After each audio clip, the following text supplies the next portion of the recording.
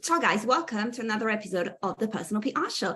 And today we're here with our lovely friend, Coen, who's here on the show, I think for the third or fourth time already, because there's so much to talk about with him. Coen, welcome. Hello, everyone. I hope that I'm not, overstaying my welcome, overexposure.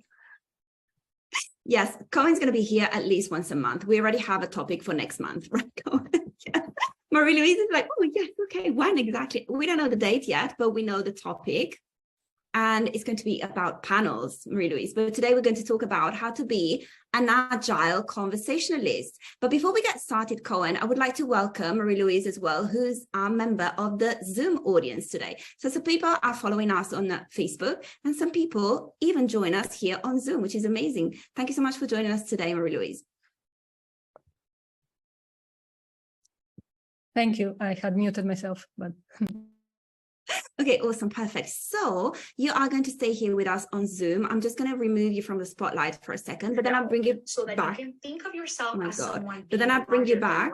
You don't just think about yourself as. Sorry, these are my courses, my audio courses. I'm always listening. Okay, so we'll bring you back to the spotlight in a few minutes in order for you to ask questions to Coen. Perfect. Okay, Coen, let's go. Let's go. I'm ready. Okay.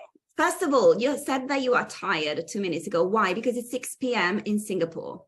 So you're in Singapore and it's 6. You've had a full working day. You have it behind you already. Did you have a lot of conversations today? Oh, yes. I just got off a call from another friend of mine, a very cool person I want to introduce you as well. So I've had several calls today, calls with my team members, calls with, external people in terms of building the business, networking sessions, as well as client coaching calls as well. So I'm pretty tired. But then, you know what? With conversation agility, even though you're tired, even though you're not feeling very good, you just got to show up and be at your best. Exactly. This is actually where I wanted to get. Thank you for bringing it up yourself. Exactly. So this is the perfect moment to introduce the concept of conversation agility, which is something that actually you created, you coined. So congratulations on this new neologism that is totally in line with what is it that you do in your career. Basically, you are a communication trainer and a speech coach, right? So it's all about talking with people and human dynamics and so on. So what do you mean with conversation agility? Conversation agility, right, is the ability, right, to have a conversation with anybody and everyone, especially when you feel that either you're not ready for the conversation, you are not a subject matter expert, or you're talking to somebody who's really way more clever than you, right? And you're feeling that sense of, imposter syndrome. So how do you contribute to the conversation? How do you stay in that conversation without, feeling small? So that to me is conversation agility. And give you a bit of a genesis of this. Actually, this happens very, very coincidentally when a Swiss client of mine, a Swiss MNC, contacted a local training company saying, hey, we are going to be having a meeting in Singapore, and we want to train we're going to be having an exhibition, right? We're going to train our team members to be able to talk to anyone and everyone at the exhibition. And so we need Coen, our local training partner, to be able to come out with a customized program for them. And at the time when they contacted me, I only had like 1 week to create this program. And so to me, I'm also not an expert on how to talk at exhibitions. So like, I started to think to myself, what can I teach these people to help them be able to talk to anyone and everyone at the exhibition? So I came up with this topic called conversation agility. So that's how the phrase was coined. Long story short, I trained a client. They totally loved the training. They enjoyed the training, and they said that it was really helpful for them. Wow, it's amazing. Yes. And also, I would like to interrupt the flow of our conversation for a second. Now, let's say that this is agility as well. I'd like to introduce you to Daniel, who has just joined us on Zoom. Let me bring him to the spotlight for a second. And Daniel, is it like 2 a.m. for you in California? It's 3:14 a.m. It's 3. Yes. 3:14. Exactly. I know we sprung forward. Daylight savings time was yesterday. But I was up working late anyway, and I said, this is a conversation I want to listen to. Yes, and you want to participate in as well. Definitely. We'll bring you back to the spotlight in a few minutes so you can ask your questions to Coen. Right now, we're introducing the concept of conversation agility, which is a term that Coen coined recently, and he's just told us the story. So Coen, let's continue with the topic of conversation agility. So what would you say are the 3 things that we need to bear in mind to be agile conversationalists? Okay, the first thing that you need to bear in mind, right, is to be very aware of your own thoughts and feelings. I think it's very, very important to be very mindful. You cannot have conversation agility unless you're very, very mindful. So, for example, I'm feeling tired and I name it, right? So when you're feeling something, name it and claim it. That's the first step, right? Because if you are trying to deny your own emotions, you're saying, no, you're trying to show up as something else, people are able to detect it very, very quickly. And when you're trying to put on a mask and trying to act as though you are not what you're really feeling, then you're really burning a lot of energy putting on that mask. You're trying to fake it, you're trying to hide something, and that drains your energy. And when you are cognitively so absorbed in trying to put on a mask, then you cannot have conversation agility in keeping up with the conversation. So that's the first thing that you need. You need to be mindful and be very present to the moment. The second is a tool that I've learned and I teach in conversation agility is the idea of chunking. It is actually an NLP tool, an NLP technique. Chunking is based on the idea that we process information in bite-sized chunks. And there are generally 3 ways you can chunk: chunk up, chunk down, and chunk across. So chunking up is, we're talking about being more general. So you when you're in a conversation, you can make a conversation more general and big picture by either contributing something general, like make a generalization, or you can ask a general questions. For example, you can ask questions like, what's the highest purpose for conversation agility? What's the highest purpose for Daniel staying up to 3:30 a.m. in the morning? So you're asking about big picture things, and maybe Daniel can share why is he staying up so late, right? Maybe he has a bigger purpose behind this. Or you can chunk down, you can go into the specific details. When you chunk down, you're going to details. Like, what specifically does Mary Louise want to learn from this call that will help you in the business? How specifically, Mary Louise, would you apply this, what you're going to learn in your own life, in your own career, in your own business? So chunking down is going to specifics. And chunking across is asking the question, what else? We are looking at alternatives. If not A, then B. If not B, then C. So for example, Mary Louise is like, what do you like most about being born in Italy? And she says something, and I can ask, what else?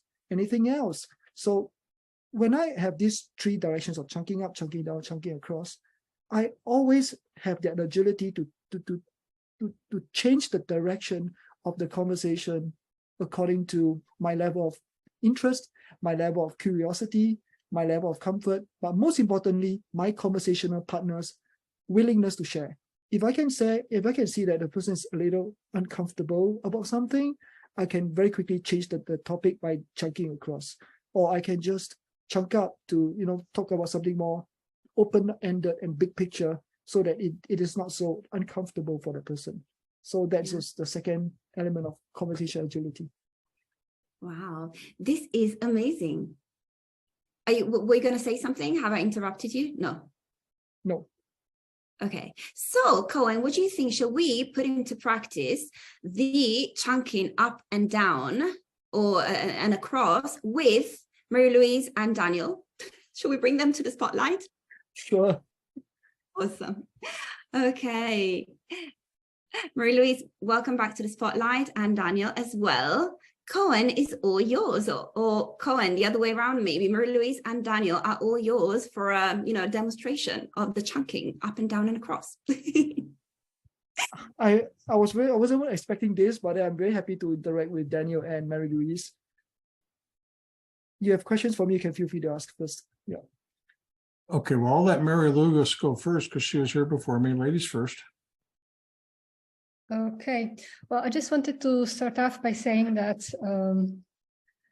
I like to mention of what I think they call the affect labeling technique, that you have to name what you're feeling in order to for it to lose some of its intensity. So it's something I've learned recently, and it does work. Yeah. And I have to keep it in mind during conversations as well. And I like this. I really like this description of chunking up, across, and down, which is something I intuitively had to do.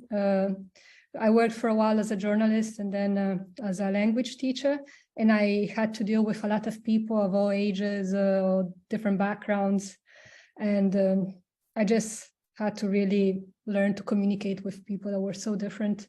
And I did all of this, but in a scattered way. So I like that now it's kind of like a guideline, yeah. So that's going to be helpful to have. And yeah, if we could try to put it in practice in order to become more agile, as you say, yeah. Yeah, I mean specifically, right? You say that now we put a label to this particular tool. Previously, you were doing it very intuitively, but now that you know that it is a tool, you can use it more adroitly, more agile, more mindful manner. And I think that's very important because sometimes our communication styles is also a product of our upbringing, of our career. Like you said, you were a journalist and you were a language teacher. And also our personality types. There are certain personality types that are really chunked down. So they need to know the nitty-gritty details because maybe they feel maybe a little insecure. So they need to know all the details before they start to trust. But there are certain personality types that are more big picture. So if you tell them too much details, they will lose interest. They'll be like, why are you telling me all these details? I'm not interested at all. Right. Let's say, for example, if you're presenting to your CEO at a management meeting and you're going to the nitty-gritty details of how a particular product works, the CEO is going to lose interest. And it's like, stop telling me all this. Tell me exactly what is the projected sales. Tell me exactly how is our go-to-market strategy. Tell me the big picture. So you need to learn how to be able to very quickly find out your conversation partner. What are they interested in? Are they interested in the big picture or are they interested in the details? And if they are not interested in the details, don't go into the details. That's very important. And sometimes when you go into the details with people too much too soon, for example, I ask you, Italy, where in Italy are you from? Turin. Which particular district of Turin are you living in? Which particular street and which particular unit number? And straight away, you're going to go, oh my God, like, why are you asking all these details, right? Are you going to stalk me? Are you going to, it's too much too soon, right? Because I only just met you. So you need to learn how to be very mindful and study the body language and the facial expression of your communication partner. If you see that they are a little uncomfortable, then you should stop chunking down and stop probing. But if you see that they are willing to share, maybe because let's say, you are very passionate about something, and I would chunk down further because the more I chunk down, the more details you're passionate to share because you are a subject matter expert and you're passionate, right? So I always can study the person's body language and see how whether their eyes light up, whether they are passionate about something, and I would ask for more details. And at the end of it, they will feel, oh my God, like I enjoy talking to you. But of course, I enjoy listening because I learn a lot from you about your passion. Sorry, I have a follow-up question, if that's okay. Sure. I also wanted to ask you, like in today's world, where we tend to have a lot of knowledge at our disposition very quickly, and we tend to know a lot about a lot of things, but more superficially, would you say, in your experience, that this has had an impact on how we tend to make conversation as well? Like, do we tend to stay more on the superficial level, so to chunk up more than we do chunking across or down, regardless of the needs of the specific situation? Exactly. I think we tend to be very general, but what happens with general, very chunk up, is this, right? We just go to touch and go on several topics, but we never actually go deep. All right. And I think that becomes very limiting for us to build a deeper level connection with people. So for example, what are you currently doing, Mary Louise? See, I'm chunking down your business or your career. That's a genuine question, or Yeah, that's a genuine question. So at the moment, I'm still doing some teaching, but I would like to pivot into the creatorpreneur area / coaching. So got it. What specific area? See, now I'm going to chunk down. What specific area would you be coaching in? Like, what is your niche? Well, because of my personal history, which is a long history of eating disorders, I'm very interested in when people are stuck and they have to, rebuild their lives after a long period of where they struggled for several reasons. And so work on your body, your emotions, and I'm really interested in neuroscience as well. So what you can do, to find, to give meaning again to your life, to find what works for you. Of course, this is a short conversation, right? It's a short demonstration. But you see, just by chunking down, I'm getting to know a lot more about Mary Louise. I'm getting into more depth. And for example, I will now know who are people I can refer to her as potential customers and clients. And I can even chunk down by asking Mary Louise, like, is there anyone I can introduce to you that will help you in your business? Or is there any resources I can introduce to you that will help you grow your business in helping you to pivot? So now I'm starting to get into a very meaningful conversation with you, right? Instead of a typical conversation around the weather, around Turin, which I frankly know very little about except for the soccer club Juventus. So, don't name Juventus in this house. Okay. I wouldn't name Juventus either myself. It's a joke. Yeah. Usually for the other team. Yeah, I support another team from Milan. So yeah, so you get a point, right? So we when we chunk down, we can get more information, and the conversation becomes instantaneously more meaningful. And of course, if you say do not name Juventus, I wouldn't continue to chunk down. I would say, oh, no, of course, we could, generally, football is like a religion in Italy, right? So obviously, you see, now I chunk up. I use a general statement. Football is like a religion in Italy. So instantaneously, the conversation, you smile, right? And the conversation becomes more relaxed again. Because if I ask even more about Juventus, the conversation is going to become, so that's conversation agility. Awesome. That's great. I love this. Yes, Coen, how about we bring Daniel to the spotlight? I mean, he's already in the spotlight, but let's now say in the conversation spotlight. Well, thank you very much. I'm very grateful to be in this room with all of you here, and I'm very grateful to be learning something. I'm not sure what it is yet, but I know I'm going to learn it. So my venue is disaster management planning. I discuss a very tough subject, a hard subject, which a lot of people do not want to talk about. And unfortunately, those people who don't want to talk about it are really distressed when it's too late to do anything about it, because the earthquake, the wildfire, the hurricane, the house fire has already happened. And I talked to them a week ago about being prepared, and they don't want to do anything but now. So I'm trying to do a pivot. I'm not pivoting away from disaster management because it's very important. What I'm wanting to pivot more into is the leadership and communications for the family.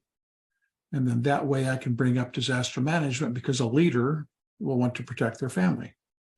So I'm at a dilemma here on room down about the little soft, huggy-feely, let's save some whales and hug some trees, or get right into Drill Sergeant Daniel. This is what you need to do, and here's why you need to do it, or you and your family are probably going to die.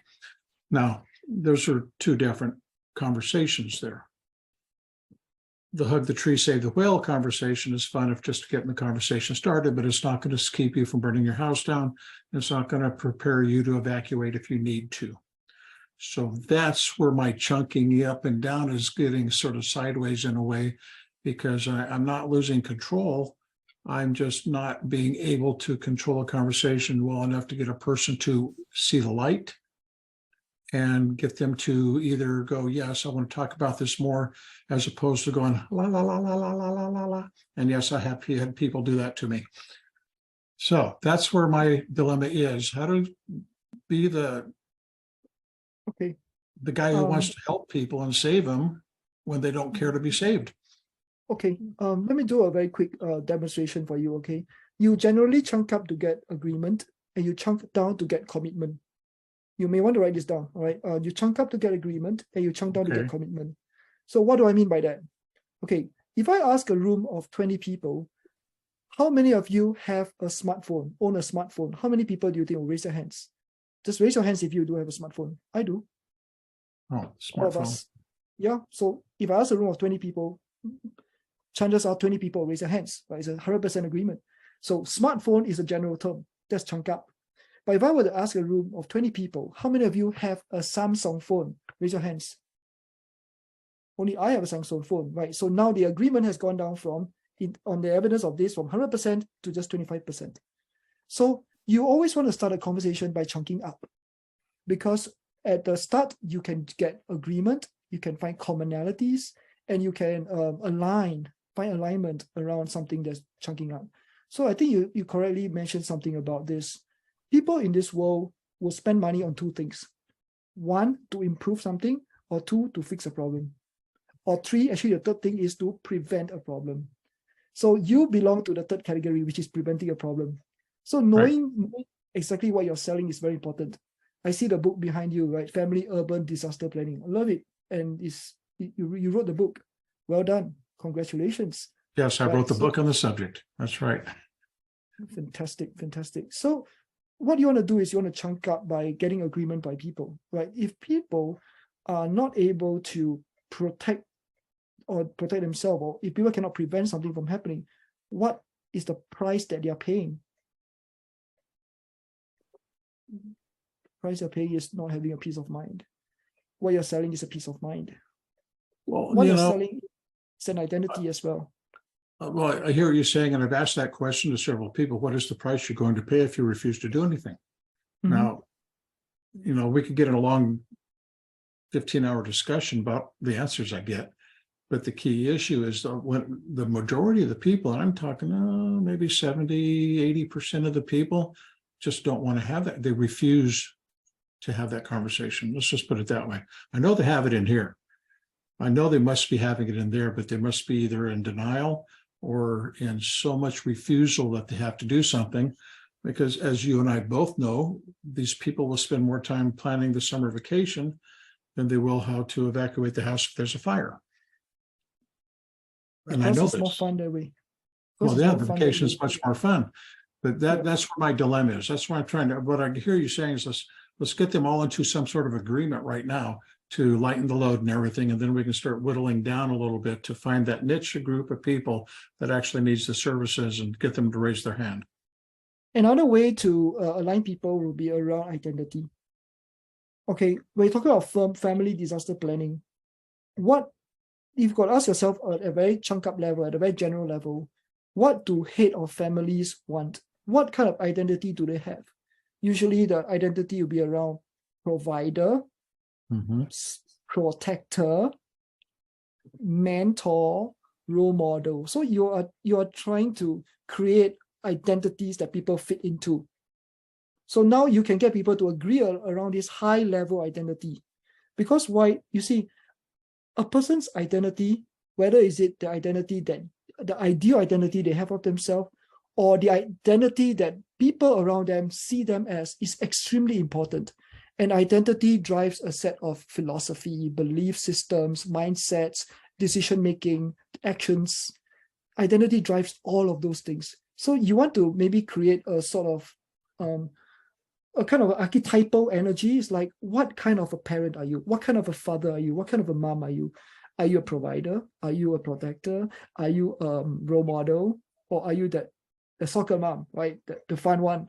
So once you create these identities that people fit into, you can start to profile these different people.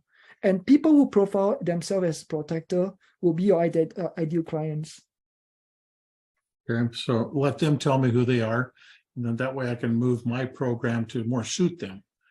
Yes. Because that's one thing I try to get the conversation going to find out what they want, what they need. Because it's too much too soon, right? Because it's a conversation that's too chunked down. What do you need? What do you want? Very often people know what they want, but they are in denial. I'm sure Mary Louise, you can relate to that with eating disorders, right? They know they need to do something about their eating disorders, but obviously they are hooked into a certain behavior pattern. So so people can be in A, B, C, D, E, right? A is avoidance. B is what is B? B is blaming. They are avoiding, they are blaming. C is complaining. D is denial, and E is I can't remember what's E already. Evasion or something like that. Yeah. So everyone have all these few, horsemen of repetitive negative patterns, right? So you can see it because you're an expert, but you really have got to elevate people to a chunk up conversation around what their identity is before going to the details. That's my recommendation. So the chunking up is like narrowing in, and the chunking down is broadening out. No, chunking up is broadening up, chunking down is narrowing in. Okay. So you chunk up to broaden the conversation first, getting people to see the value of playing their role as a protector, as a parent. Now, when they see the value of their role as a protector, you can start to lead the conversation towards what are the actions, philosophy, mindsets, beliefs, attitudes around the role of a protector. That makes sense. Thank you very much. I hope that was helpful for you. Oh, definitely is. I got some notes here, and actually I've got speeches and material I'm writing and producing right now, so I'll play with it and see what happens with it. And what a privilege it is to talk to you. Say again? What a privilege it is to talk to both of you, because you're both, I can see, very accomplished people. You're both up to something very great in this world. And I'm just happy to have this conversation with you, and hopefully it's helped you. Well, I thank you for the compliment. That is amazing. And by the way, thank God all of this is recorded and it's going to be available for you guys. Yes, Daniel, as soon as we finish this conversation, the record is already going to be up automatically on Facebook. And then in a few days, this conversation is going to be on YouTube as well. The channel is called The Personal PR Show. But Coen, before we go, I'd like to ask you another question, which is the usual question that I ask everybody at the end of our conversations. So what is something that, around conversation agility that I haven't asked you, that we haven't asked you over the past 37 minutes, but we should have asked you?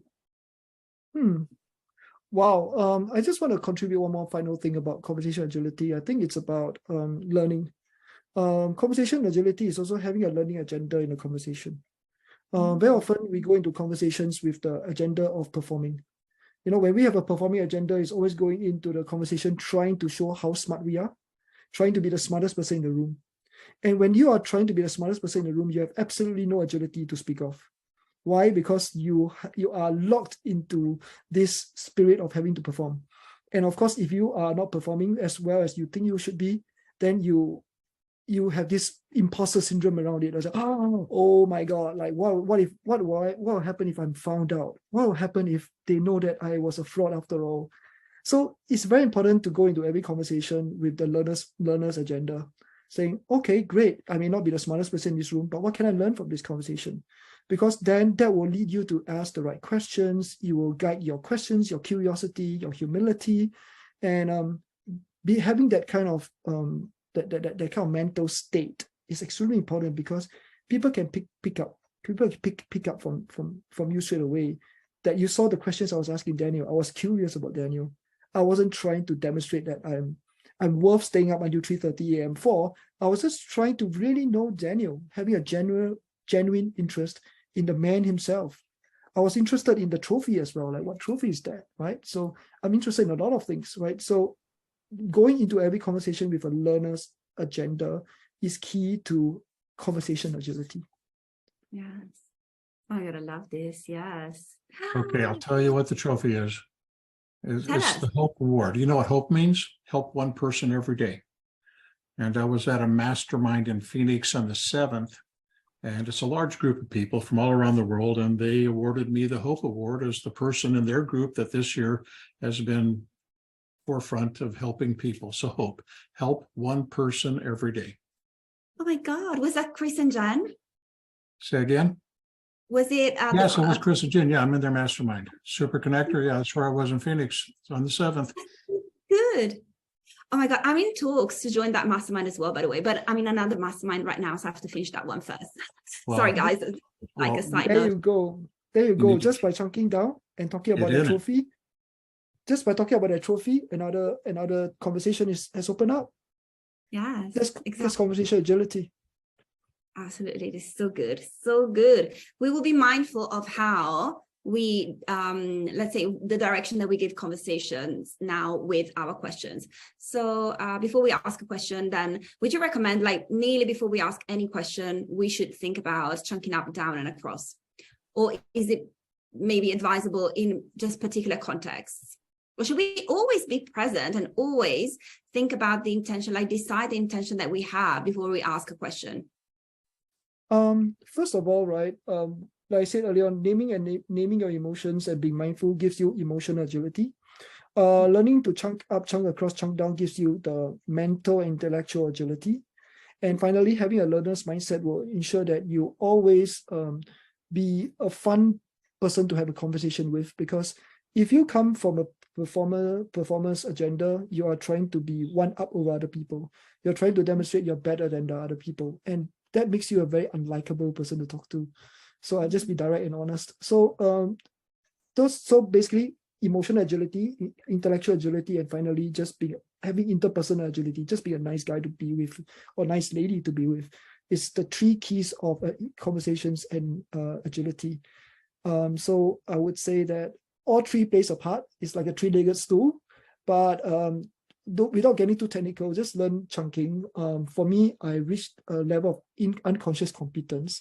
But for listeners watching at home, I would suggest starting small. Don't try to become an expert straight away. But once you become more mindful of how you're chunking, straight away, all of a sudden, you start to see your world opening up. And you start to see possibilities just opening up right before you. And then you will know intuitively, your innate wisdom will tell you whether you should be chunking up, across, or down. Yes.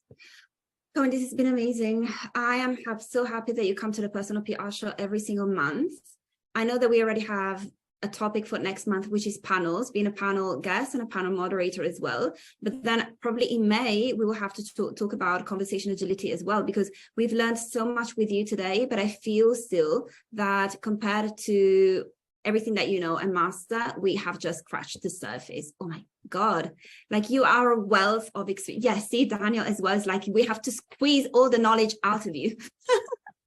And likewise, I would like to definitely connect with Mary Louise and Daniel privately as well, because I just love listening to cool people, listening to stories of cool people. I become a smarter guy because you teach me a lot of things. And when I become a smarter guy, I have more to bring to the next conversation.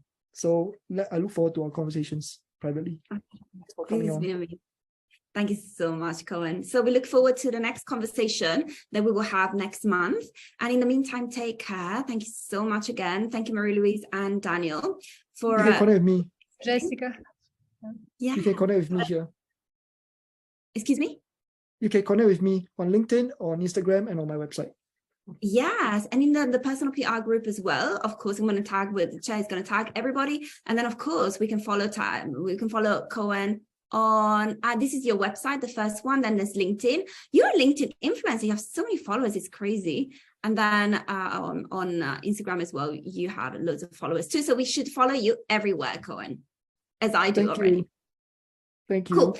Awesome. So guys, we'll see you very soon for the next episode of the Personal PR Show, which will be tomorrow. And in the meantime, have a great day or night for you. Daniel, sleep well. Sleep well, Daniel. Grazie mille. Go to bed, it's late. It's all an adventure. You all take care and have a good night, everybody. Thank you, and you. Have a good evening, Coen, and a good day, Marie-Louise. Ciao.